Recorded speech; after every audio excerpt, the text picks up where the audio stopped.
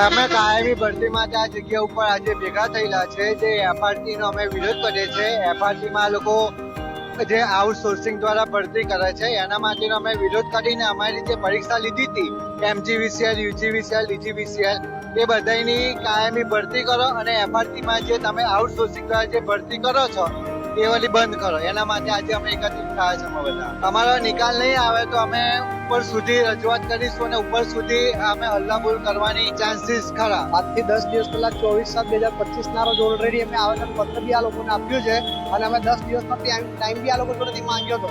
10 દિવસના ટાઈમમાં અમને આ લોકોએ કશું હજુ જવાબ આપ્યો નથી અને આજે કોઈ ડિસ્કોમ કંપનીનો અમે આવેદન આપ્યું હતું કે ભાઈ અમને જો MGVCL થી અમને જવાબ નહીં મળે તો અમે GNL ની કંપનીમાં અમે આવશું. એનામાં ઓલ ડિસ્કોમ કંપનીમાં અમારા બધી જ કંપનીના છોકરા હમણાં ભેગા થયા છે. GS અમારી એક જ માંગ છે કે ભાઈ કોન્ટ્રાક્ટ પદ્ધતિ રદ કરો અને GS ફોર મુજબ અમારી તાત્કાલિક ધોરણે ભરતી કરો. અમારી તો એક જ માંગ છે. બધા છોકરા દૂર દૂરથી આવ્યા છે. બધાને કોઈને બી કંઈ થશે તો એના જવાબદાર GNL લેશે. અમારી માંગણી એ જ છે કે અમારે જે ભરતી થાય જે છોકરા પાસ થયેલા છે જે કોન્ટ્રાક્ટ સિસ્ટમ છે એ બંધ થાય.